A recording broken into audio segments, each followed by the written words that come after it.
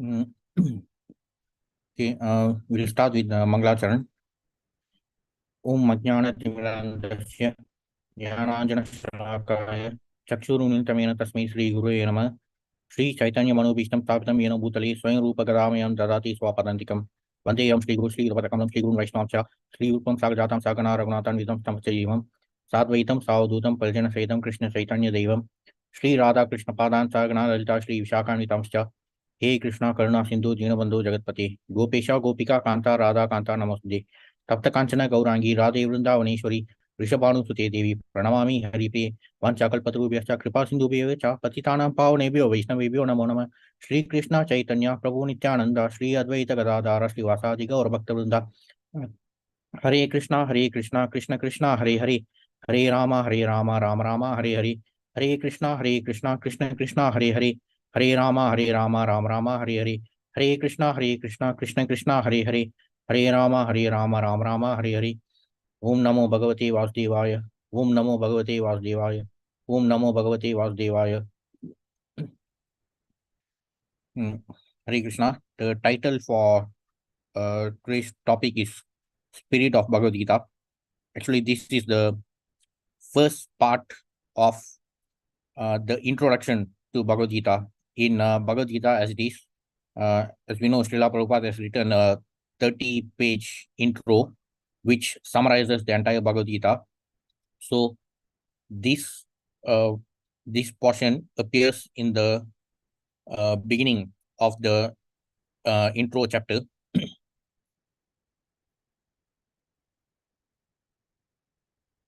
The spirit of Bhagavad Gita is mentioned in Bhagavad Gita itself.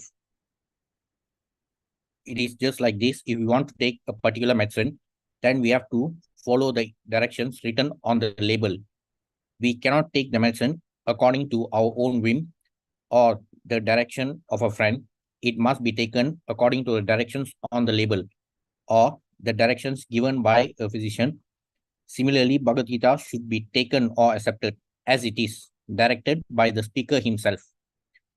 The speaker of Bhagavad Gita is Lord Sri Krishna. He is mentioned on every page of Bhagavad Gita as the Supreme Personality of Godhead, Bhagavan. So, even regarding the word Bhagavan itself, there are very elaborate descriptions regarding the meaning of the word Bhagavan. So, but if we want to summarize the essence of both Bhagavad Gita and also Bhagavatam, it is like this. Bhagavad Gita is the song of Bhagavan, and Bhagavatam or Bhagavata Purana is about Bhagavan. So, in both cases, for both Bhagavad Gita and also Bhagavata Purana, they are related to Krishna. However, they are not known as Krishna Gita or Krishna Purana. They are known as Bhagavata Purana and Bhagavad Gita.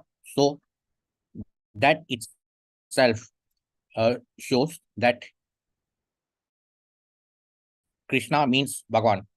Of course, that is a very surface level definition. But if we go further from the scriptures, also we can see the more in-depth meaning.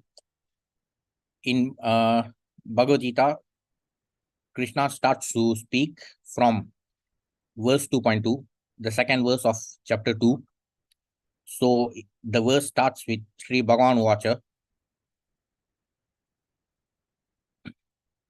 And in the purport to this verse, Srila Prabhupada explains the meaning of the word Bhagavan. In the first half of the purport, Prabhupada explains the meaning of the word Bhagavan from the uh, perspective of realization of absolute truth. So in the first half of the purport, the word Bhagavan is described as the highest level of realization of the absolute truth. Of the three levels of realization of the absolute truth, Bhagavan realization is the topmost. Brahman realization is just like the analogy is also given by Prabhupada in the purport, the same analogy. Impersonal Brahman realization is the most basic, and it is just the beginning in the process of realization of the absolute truth. However, in many impersonalist schools of thought, they think that that is the ultimate destination. However, it is not like that. uh, Based on the analogy of the sun, impersonal Brahman realization is just like being able to see the sunshine from the sun. Paramatma realization is about is a little more advanced than Brahman realization, but still it is not complete. It is still a partial realization, because it is just like realizing uh, the sun's disk surface. So still it is a partial feature.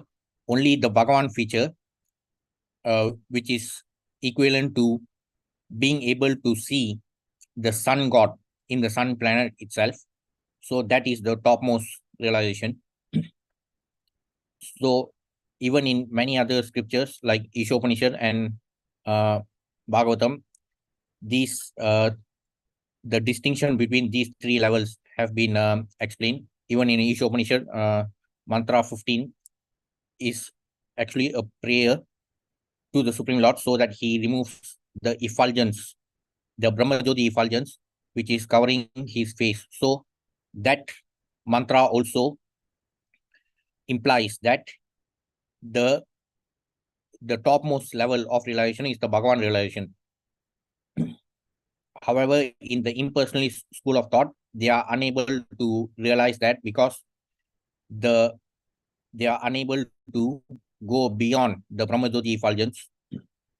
However, only with the mercy of Bhagavan himself, we can actually attain that understanding, the understanding of the topmost level of the absolute truth. Also, in the second half of the purport for verse 2.2, Srila Prabhupada explains the meaning of the word Bhagavan from the perspective of the six opulences. So it has also been mentioned in Vishnu Purana about the six opulences of Bhagavan, and this was this criteria was actually specified by Parashara Muni, the six opulences: wealth, strength, beauty, fame, knowledge, renunciation.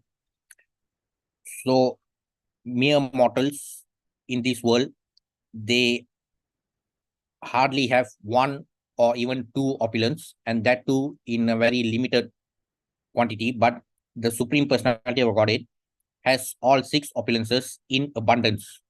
So only he who has all the six opulences in abundance, in unlimited quality, in unlimited quantity, only he is known as Bhagavan, and that is Bhagavan Sri Krishna, as stated in all the scriptures.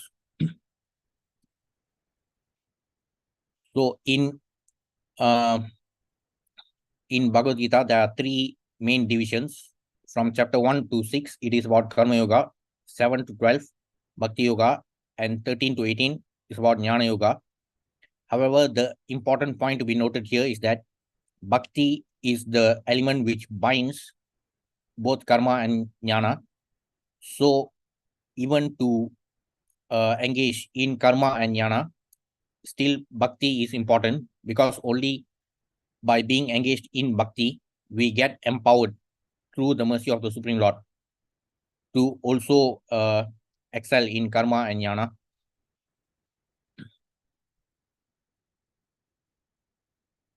So further explanation regarding the term Bhagavan. It sometimes refers to any powerful person, but from the scriptural injunctions, it mainly refers to the Supreme Personality of Godhead, as confirmed by all great acharyas. The Lord himself also establishes himself as the Supreme Personality of Godhead in the Bhagavad Gita. and he is accepted as such in the Brahma Samhita and all the Puranas, especially Srimad Bhagavatam, known as Bhagavata Purana. So both Bhagavad Gita and Bhagavatam, they are both related to Krishna himself, and they are identified as Bhagavad Gita, the song of Krishna. The song of Krishna is known as the song of Bhagavan, and Bhagavata Purana, the Purana about Bhagavan, is also about Krishna himself. For all the other Puranas like Shiva Purana is known as Shiva Purana, not Shiva Purana is not known as Bhagavata Purana. Only Krishna Purana is known as Bhagavata Purana. So from the titles of these two scriptures itself, we can also see who is referred to as Bhagavan from the authentic scriptures. So in Brahma Samhita 5.1, Ishvara Parama Krishna Sachidananda Vigraha Anadi Radhi Govinda Sarva Karana Karanam.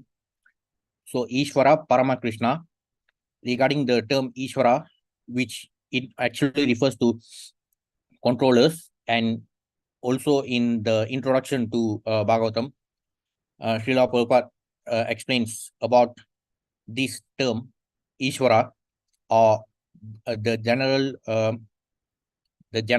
notion related to the term God. So Prabhupada explains in the introduction to Bhagavatam that God may sometimes mean any controller or any Vibhutimat Sattva, any empowered being, but there's only one supreme personality of Godhead. So even among all the Ishwaras, the Parama Ishvara is Krishna, as mentioned in Brahma Samhita, the origin of all. He has no other origin, and he is the prime cause of all causes. Apart from that, in Bhagavatam, Canto 1, Chapter 3, verse 28, this is the verse which comes after all the explanation regarding all the avatars, the 22 avatars in Chapter 3. As we know, the third chapter of Canto 1 is titled Krishna, the source of all incarnations. So in that chapter, it specifically refers to all the incarnations, meaning the expansions which descended to the material world. Even starting from the Goloka region to the Vaikuntha region, also there are many expansions which are formed, but they all remain engaged in their pastimes in the spiritual world. Only those expansions which descend to the material world, only they are known as avatars. So the 22 avatars in this chapter, in the third chapter of Bhagavatam, Canto 1, those incarnations, they refer to the specific avatars which descended to the material world. So after explaining about all the 22 avatars, in this verse, it is further highlighted that of all the previously mentioned avatars, Krishna himself is the supreme personality of Godhead. Krishna to Bhagavan Swayam.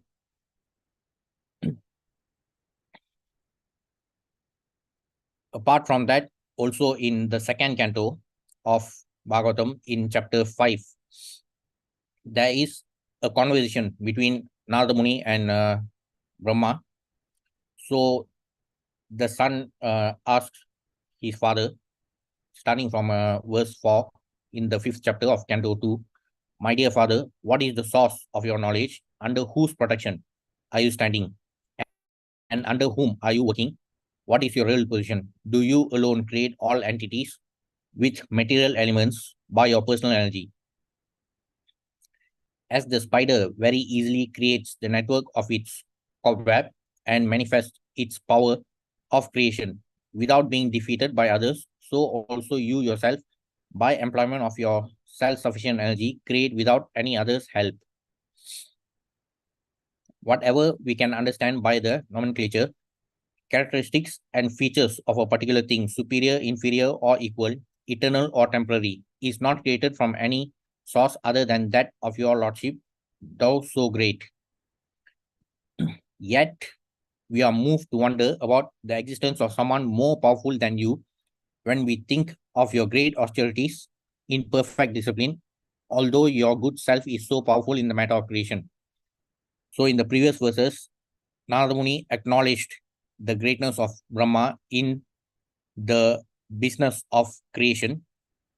However, simply by seeing the discipline of Brahma, about how he himself is so deeply engaged in austerities, that that created curiosity in the mind of Narada Muni to know about who is actually empowering Brahma to excel in the matter of creation. My dear father, you know everything and you are the controller of all. Therefore, may all that I've inquired from you be kindly instructed to me, so that I may be able to understand it as your student. Lord Brahma said, Brahma Vacha, my dear boy Narada, being merciful to all, including me, you have asked all these questions because I've been inspired to see into the prowess of the Almighty Personality of Godhead. So Brahma himself is also acknowledging the superiority of the Supreme Personality of Godhead. Whatever you have spoken about me is not false, because unless and until one is aware of the Personality of Godhead, who is the ultimate truth beyond me, one is sure to be illusioned by observing my powerful activities. So even in this conversation, Lord Brahma himself, he is acknowledging that the Supreme Personality of Godhead is also beyond him, and he is the one who empowers Brahma in the matter of creation. Apart from that, in Canto 4, chapter 24, this entire chapter is about the song of Lord Shiva. In this chapter, Lord Shiva sings about the glories of uh, Krishna to the Prachetas. So, in this verse, Lord Shiva says, any person who is surrendered to the Supreme Personality of Godhead, Krishna, the controller of everything, material nature as well as the living entity, is actually very dear to me. So also in Srimad Bhagavatam, Canto 4, chapter 24, Lord Shiva himself also acknowledges the superiority of the Supreme Personality of Godhead, Krishna. There is one particular sect within Hinduism. They go about chest thumping, saying that they are the greatest devotees of Shiva. And ironically, more than their love for Shiva, sometimes they exhibit hatred for others, especially the Vaishnavites, because they have this misunderstanding that the Vaishnavites are offensive to Lord Shiva. However, that is only due to their ignorance, because none of the and none of the true Vaishnavites could offend Lord Shiva, who is the supreme Vaishnava. Vaishnavanam Yata Shambhu. It is mentioned in Srimad Bhagavatam 12, 13, 16. In the last chapter of Bhagavatam, Vaishnavanam Yata Shambhu. Shiva is the topmost Vaishnava, and therefore no true Vaishnava would ever want to offend Lord Shiva. Actually, all the Vaishnavas, especially in ISKCON, we are following the instructions of Lord Shiva. Those who go about chest thumping saying that they are the greatest devotees of Lord Shiva, they don't even know the instructions of Lord Shiva. But we are actually following the instructions of Lord Shiva. So in this verse, and actually in this entire chapter, Lord Shiva sings about the glories of Lord Krishna. And even in this verse, Lord Shiva clearly says, any person who is surrendered to the Supreme Personality of Godhead, Krishna, is actually very dear to me.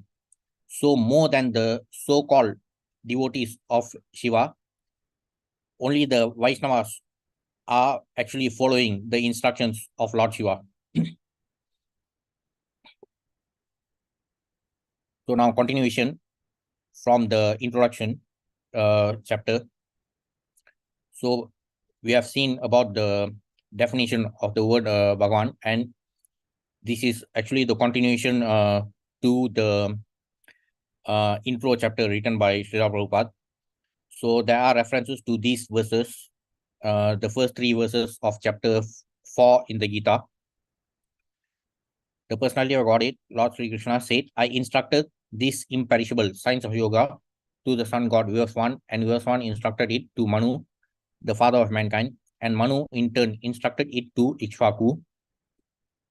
This supreme science was thus received through the chain of disciplic succession, and the saintly kings understood it in that way. But in course of time, the succession was broken, and therefore the science as it is appears to be lost.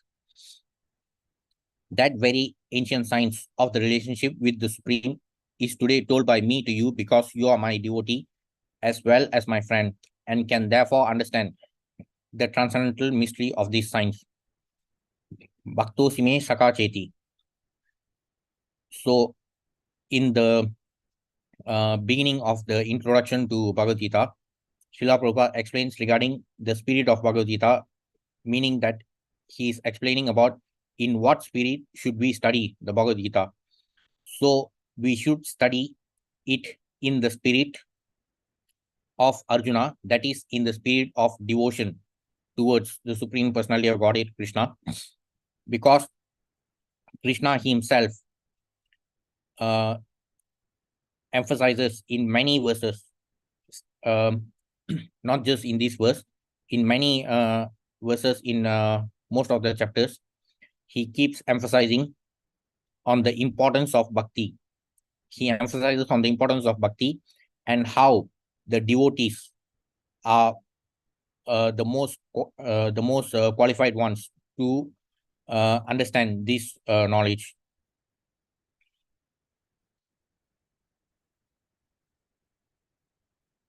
Here, the Lord informs Arjuna that this system of yoga, the Bhagavad Gita, was first spoken to the sun god, and the sun god explained it to Manu, and Manu explained it to Ishwaku by disciplic succession.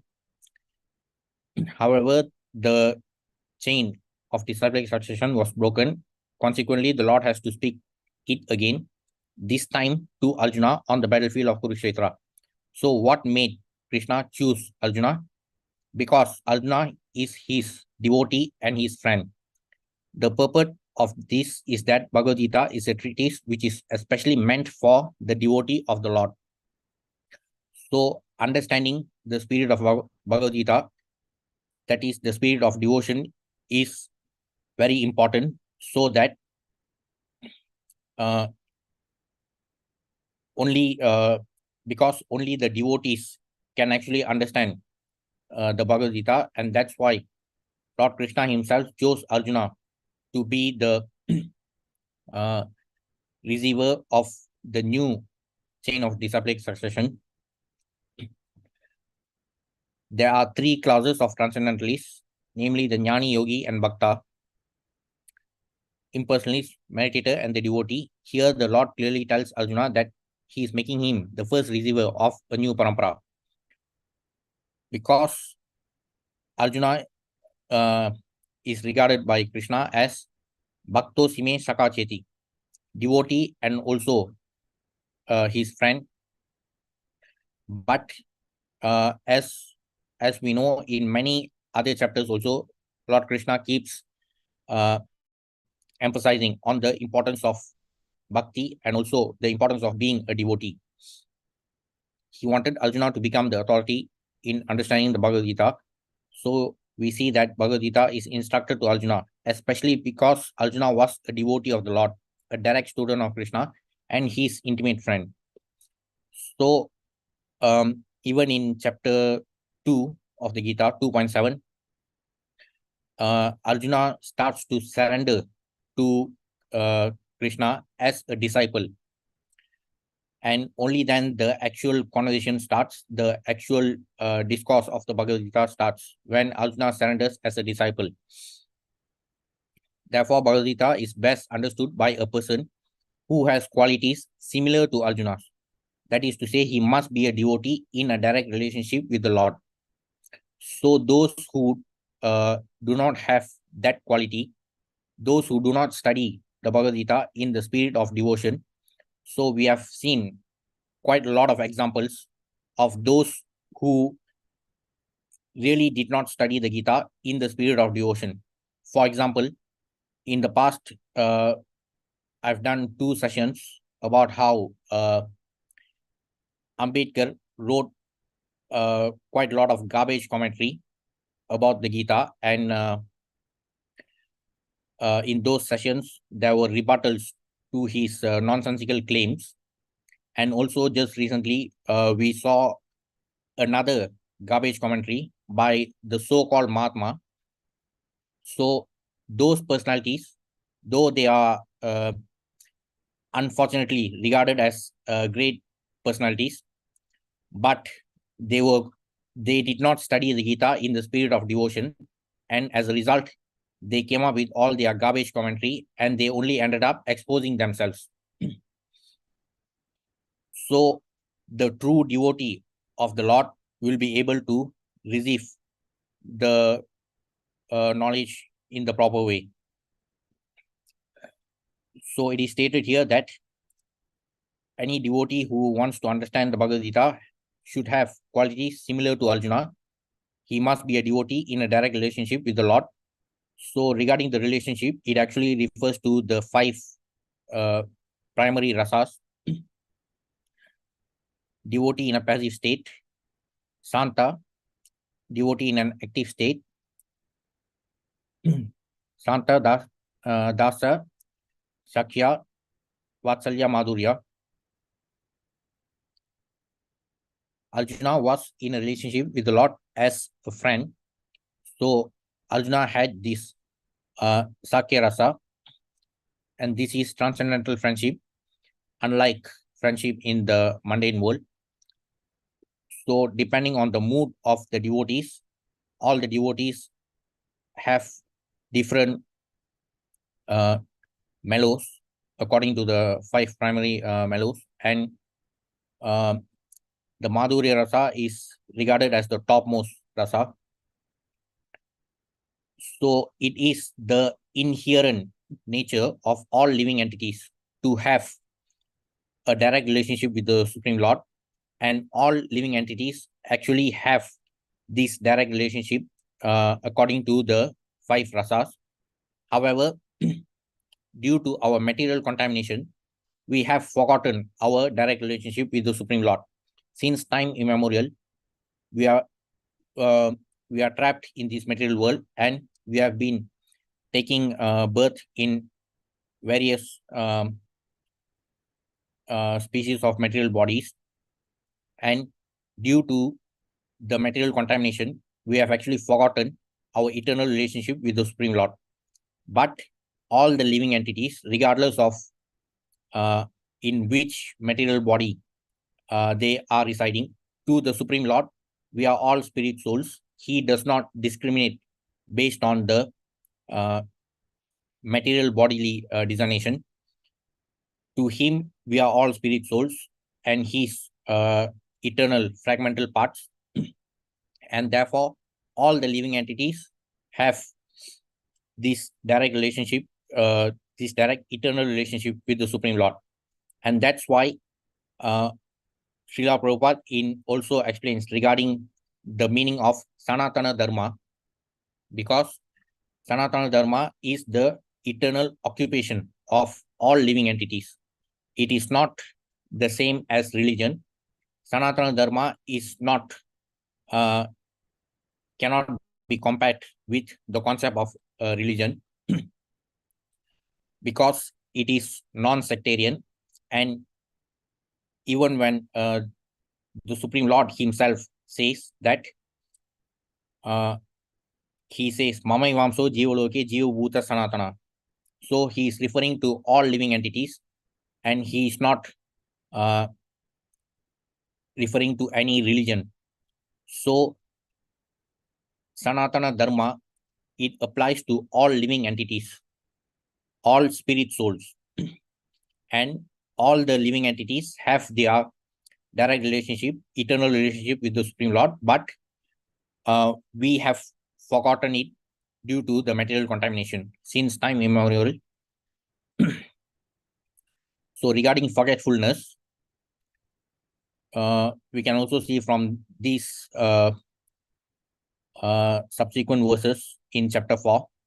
In 4.4, Arjuna said, "The sun god yours one is senior by birth to you. How am I to understand that in the beginning you instructed these signs to him?" The personality of Godhead said, "Many, many births, both you and I have passed. I can remember all of them, but you cannot, O subdue of the enemy."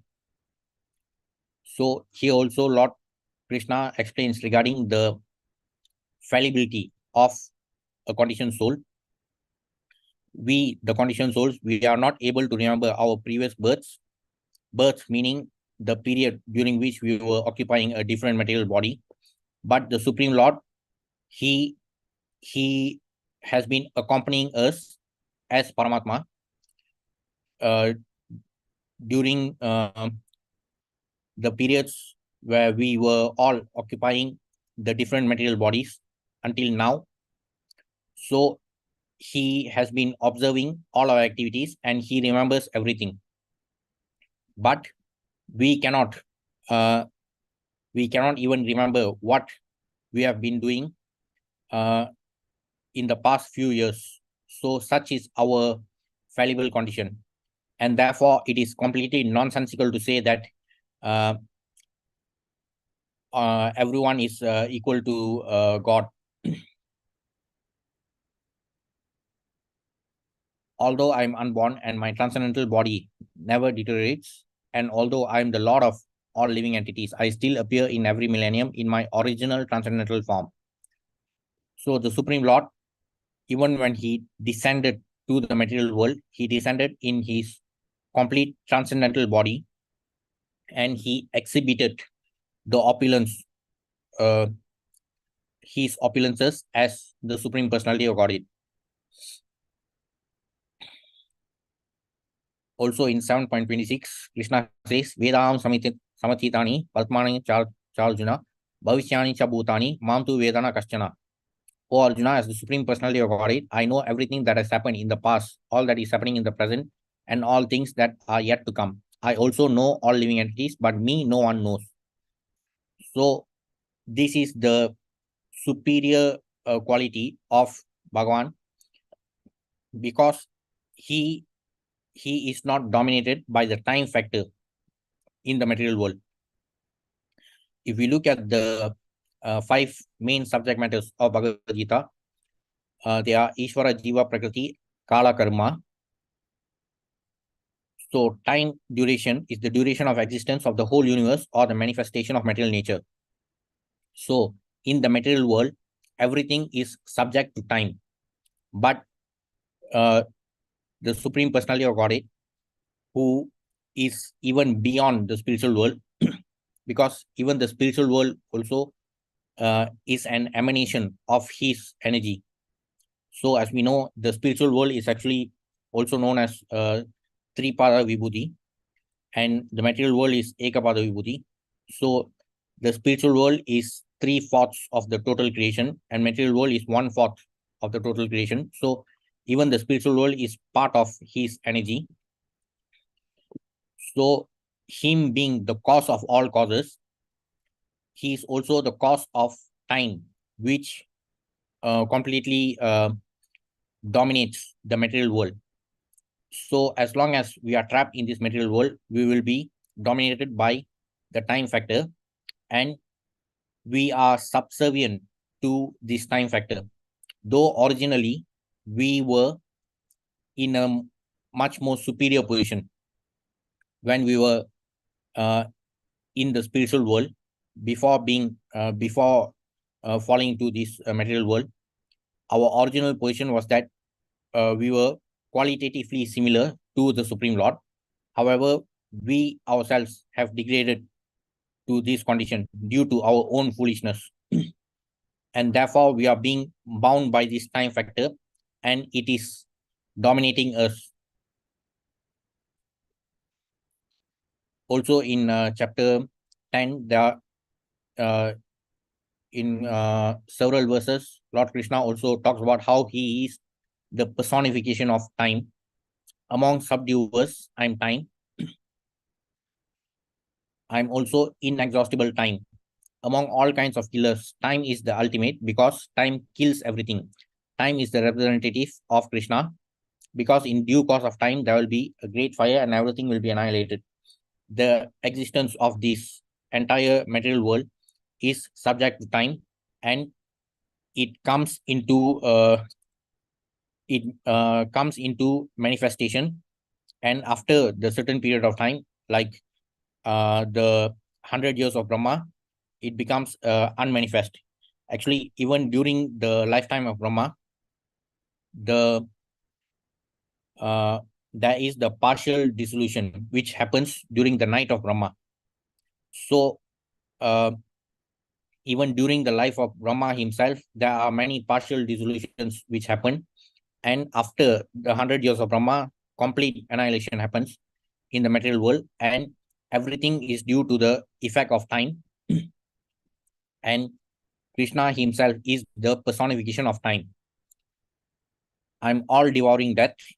As soon as a man is born, he dies at every moment.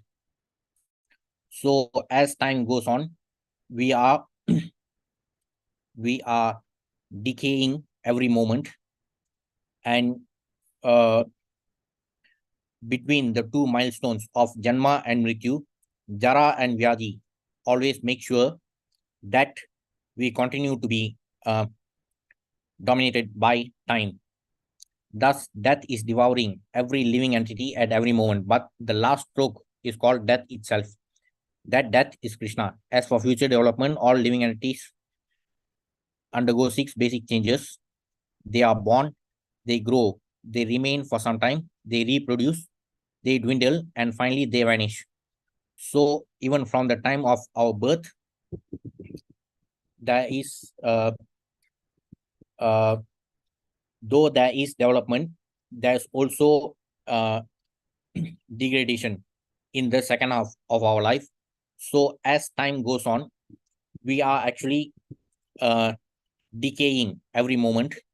So, that is also another manifestation of the effect of time.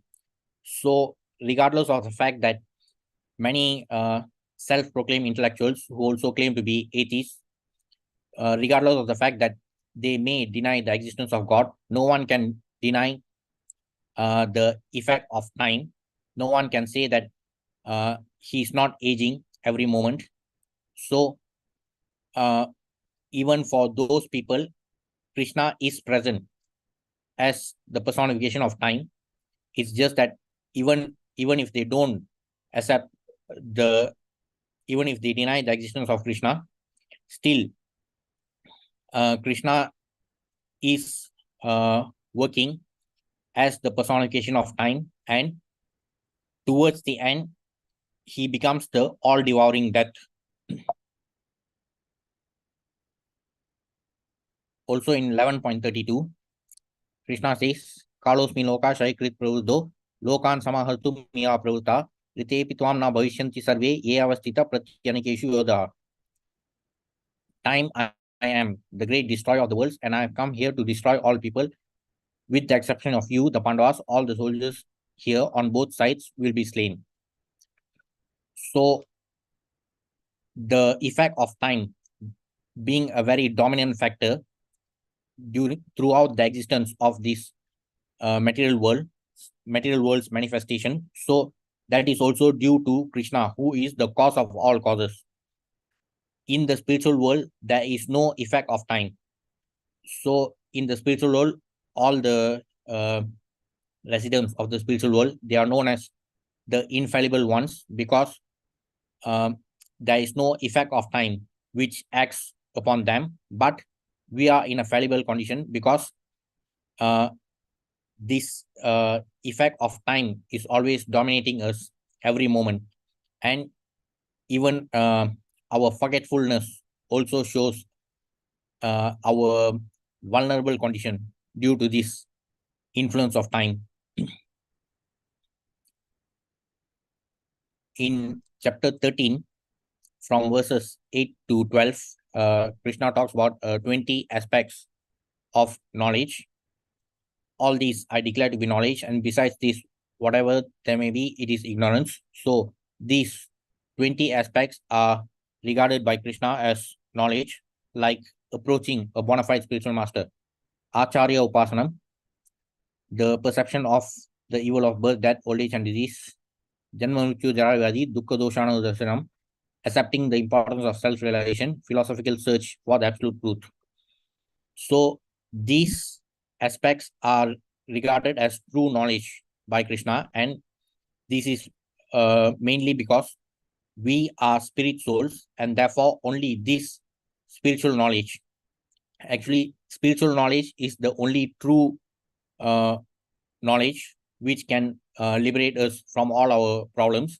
But in the so-called academic institutions, they only focus on doing everything that is the exact opposite of these aspects spoken by Krishna, and therefore they are only training. The only training that students get from the so-called academic institutions is regarding how to become better than animals in the business of eating, sleeping, mating, and defending. However, our original identity is that we are spirit souls, so only spiritual knowledge could liberate us from our problems, mainly Janma Mrityu Jara Vyadi.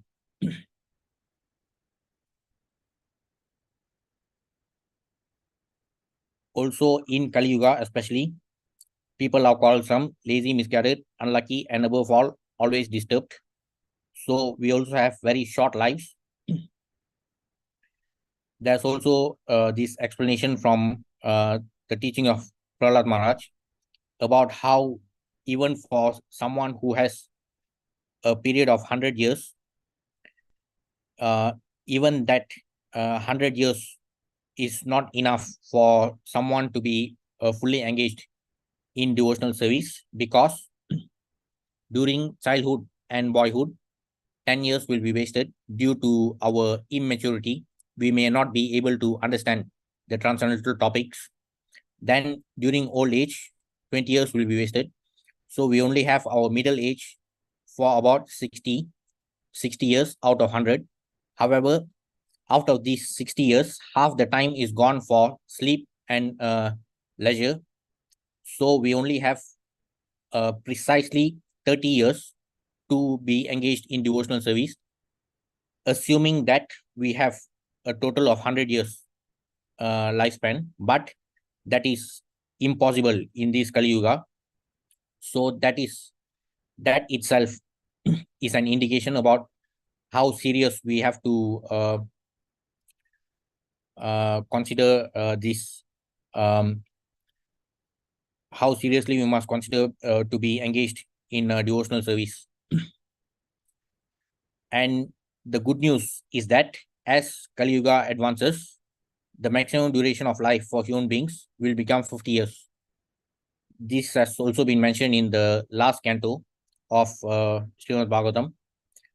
So, a lot of people are thinking that they can wait for their retirement age to even start studying the Bhagavad Gita. And they are thinking that devotional service is only meant for those who are in their retirement age. But uh, it's not just impossible to imagine having 100-year lifespan in Kali Yuga, but as Kali Yuga advances, the maximum lifespan is likely to become 50 years. This is also one of the predictions mentioned in the 12th canto. So, for those who are thinking that they can wait for their retirement age to buy the Bhagavad Gita, so good luck to them. However, Prahlad Maharaj also emphasizes that the human body is most rarely achieved, and although temporary like other bodies, it is meaningful because in human life one can perform devotional service. Even a slight amount of sincere devotional service can give one complete perfection. So regardless of the fact that we are in a very disadvantageous position, being Kali Jivas, there are a lot of disadvantages which inhibit our progress in spiritual life. Still, we should not give up because this human form of life is the most wonderful opportunity given to us, and therefore we must utilize it fully to be engaged in devotional service because it is rarely achieved. So not just for us, not just regarding our lifespan, even the entire lifespan of the material world, the material manifestation, is also bound by the time factor, as explained by Krishna in chapter 8 of the Gita, 8.17. By human calculation, 1,000 ages taken together form the duration of Brahma's one day, and such also is the duration of his night. So the 4 yugas, the period of the 4 yugas taken together, this combination, it forms one Chaturyuga or Divya Yuga. So one Divya Yuga or Chaturyuga is equal to 4.32 million human years. So 1,000 Chaturyugas or 4.32 billion human years make up half day of Brahma.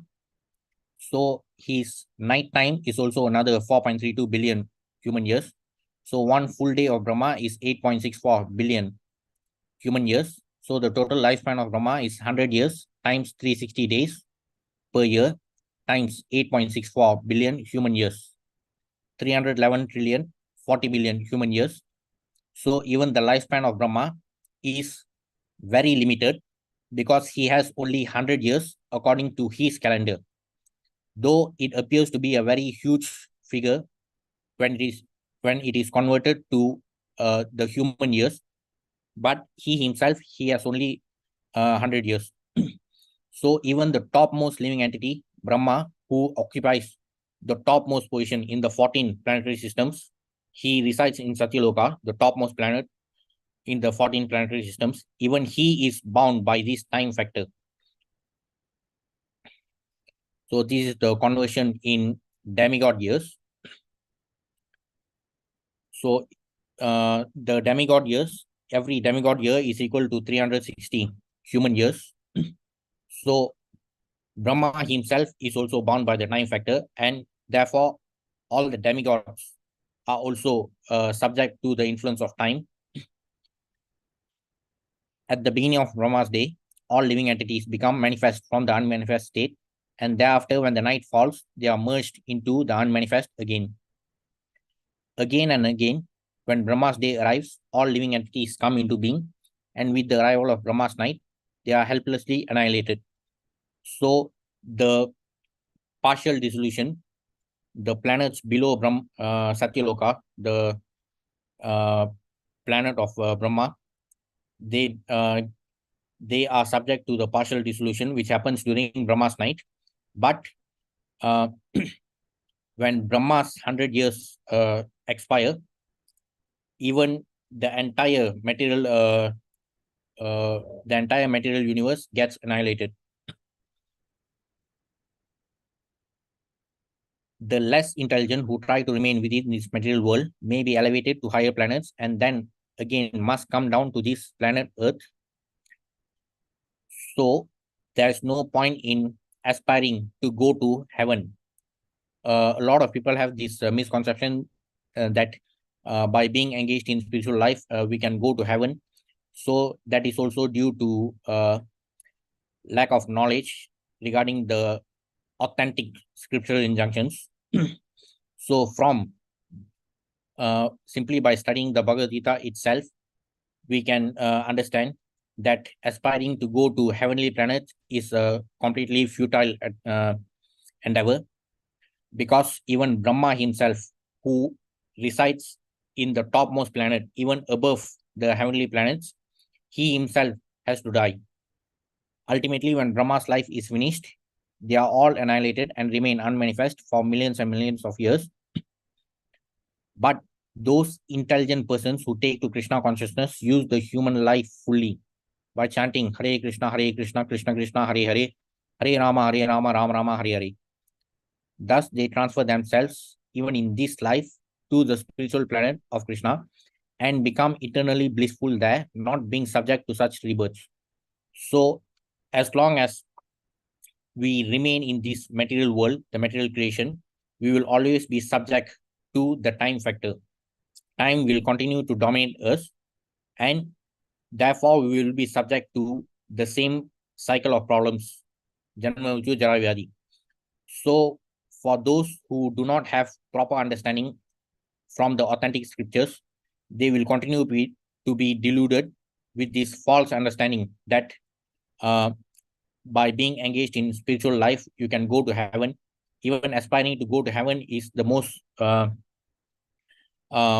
even in chapter 9, it has been explained why it is not very intelligent to aspire to go to heaven. So with proper study of the authentic scriptures like Bhagavad Gita, we can clearly understand the distinction between the material world and why it is such, why it is even called as Dukkhalayam by Krishna himself. So one of the main reasons is because this Dukkhalayam is always subject to the time factor, always under the influence of time. Unlike the spiritual world, in the spiritual world, there is no effect of time. So all the residents of the spiritual world, the liberated souls, they are always engaged in their eternal pastimes with Krishna according to their rasa with Krishna. So these are the two examples of the fools who did not have proper understanding about the Supreme Personality of Godhead. Even when Brahma himself said that even he is not exempt from death, when Brahma himself said that even he has to die, that he is also a mortal being in this material world, these fools did not listen to him, and they wanted to remain immortal. However, they also had to die because of their refusal to acknowledge the Supreme Personality of Godhead. And unsurprisingly, in Kali Yuga, there are a lot of fan clubs for Hiranyakashipu and Ravana especially within our community. So it is not surprising because as Kali advances, so it is likely to aggravate much worse. But those fools who admire these fools are only more foolish than these fools. So that is also due to their lack of knowledge, because they only study the scriptures from cinema, serial, and WhatsApp University. They don't study the authentic scriptures, and therefore they claim to be fan club members of Hiranyakashipu and Ravana. Every living being has the eternal relationship with the Supreme Lord, that is called Swarupa. By the process of devotional service, one can revive that Swarupa. So as mentioned earlier, since we have been trapped with this material contamination since time immemorial, we have been going through this cycle of Janma Mrityu Jara Vyadhi. So in the process, we have forgotten our eternal relationship, our Swarupa with the Supreme Lord, and only by being engaged in devotional service, we can revive the Swarupa, and that stage is called Swarupa Siddhi, perfection of one's constitutional position. And it is especially even more important for us to be engaged in this process, especially for us who have attained this precious human form of life, because only the human beings are able to be engaged in devotional service. The Supreme Lord also says in 15.7, the living entities in this conditioned world are my eternal fragmental parts due to conditioned life. They are struggling very hard with the six senses, which include the mind. So the Supreme Lord sees all the living entities as spirit souls, regardless of the material and bodily designations, because the different spirit souls, they reside in different material bodies for a specific period of time. But what the original identity of every living entity is that all the living entities are spirit souls, and that's how the Supreme Lord sees us. However, out of all the different living entities occupying the different 84 lakh material bodies, those who have attained the human form of life, they are in a very advantageous position. It is a wonderful opportunity for us, because the supreme occupation of dharma for all humanity is that by which man can attain to loving devotional service unto the transcendental Lord. Such devotional service must be unmotivated and uninterrupted to completely satisfy the self. Savai pumsam paro dharmo yato bhakti adoksaje ahituki apratiyata yatma suprasidati. So only even in this verse, it has been especially mentioned Savai pumsam, especially referring to human beings. Though there are 84 lakh material bodies and all the living entities are occupying these different material bodies, only those who have attained the human form of life are able to be engaged in spiritual inquiry and devotional service. So if we continue to live like animals even after being gifted with this human form of life, then we really don't deserve another chance. So in relation to the previous verse, verse 15.7 from Gita, since we are all part and parcel of the Supreme Lord, in order to satisfy ourselves, we have to work for the satisfaction of the Supreme Lord through devotional service. Only then we can satisfy ourselves. So that is also mentioned in this verse. So that's why devotional service is very important, and Lord Krishna especially chose Arjuna, who was his devotee, and it is as also emphasized by Lord Krishna in many other verses in the other chapters,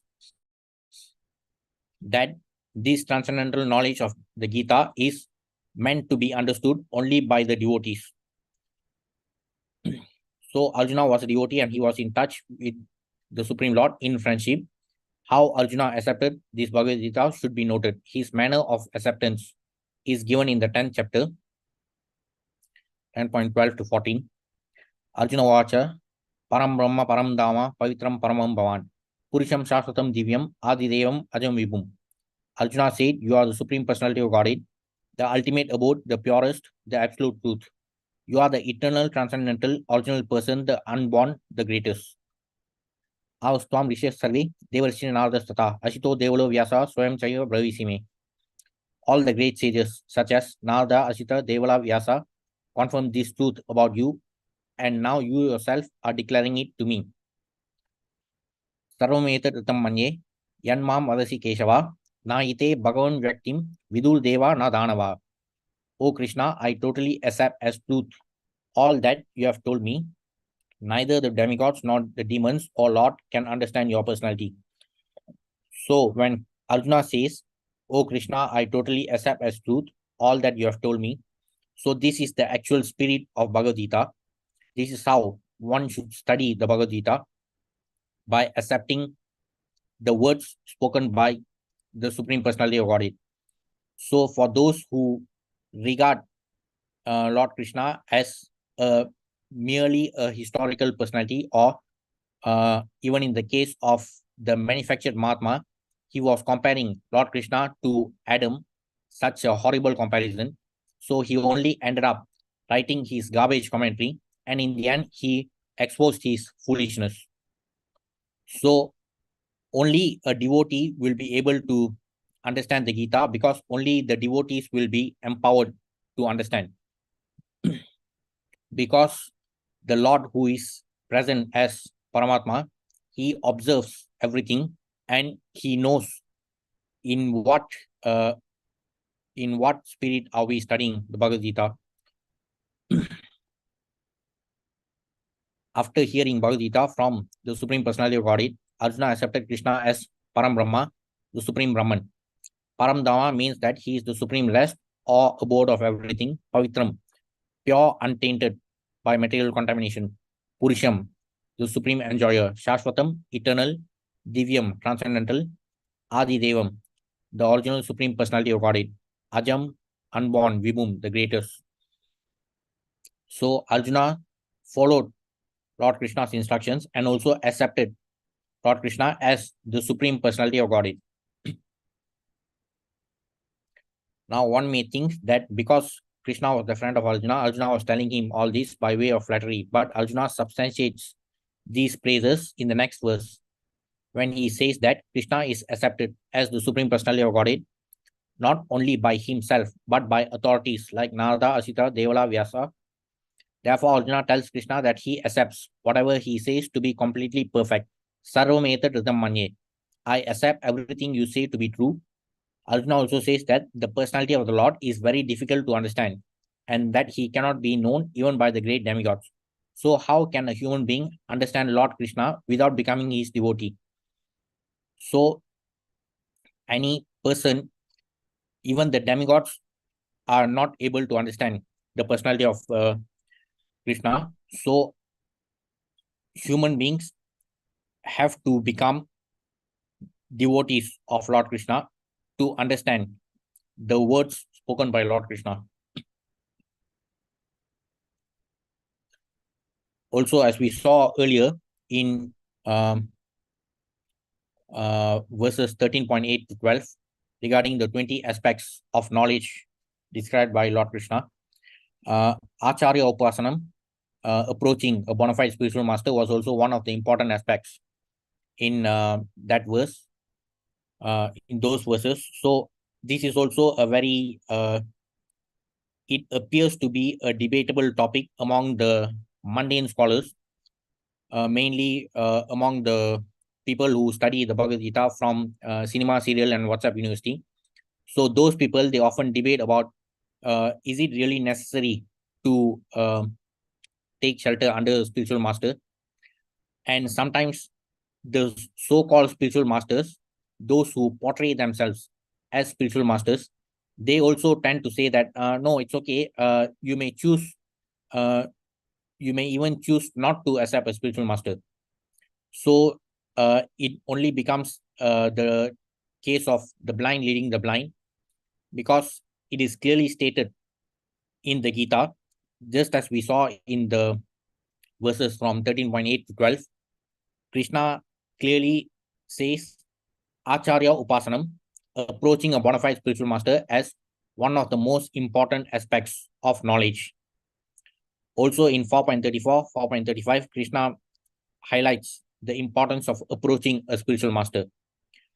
Unfortunately, those who claim to be spiritual masters, those who portray themselves as spiritual masters, they end up confusing the general population by saying that, okay, you may choose to accept a spiritual master or you may not. There's no need for you to accept a spiritual master. But if we look at the actual scriptural injunctions, so we can clearly see about the importance of accepting a spiritual master, a bona fide spiritual master. So in 4.34, Krishna says, just try to learn the truth by approaching a spiritual master, inquire from him submissively and render service unto him. The self-realized souls can impart knowledge unto you because they have seen the truth. Having obtained real knowledge from a self-realized soul, you will never again fall into such illusion. For by this knowledge, you will see that all living beings are but part of the Supreme, or in other words, that they are mine. So a true, a bona fide spiritual master will dispel all the illusions of a disciple. However, the self-proclaimed spiritual masters who market themselves as spiritual masters, they only end up confusing the general population by saying that you may choose to accept a spiritual master or you may not, you don't really need a spiritual master. You can learn everything on your own. So, with such nonsensical claims, again, those self-proclaimed spiritual masters also end up exposing their foolishness simply because they did not study the authentic scriptures.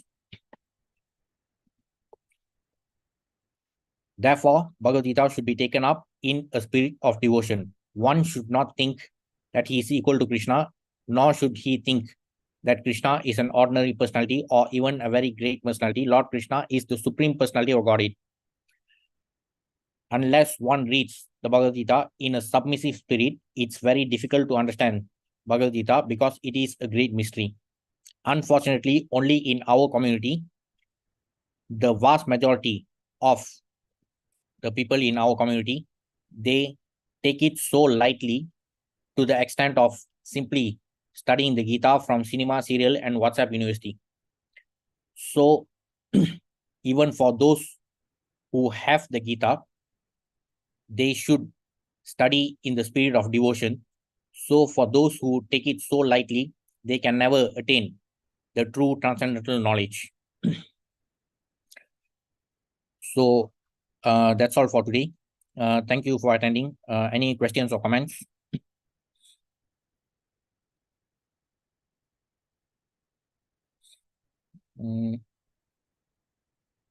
Okay, thank you. We'll meet again next week.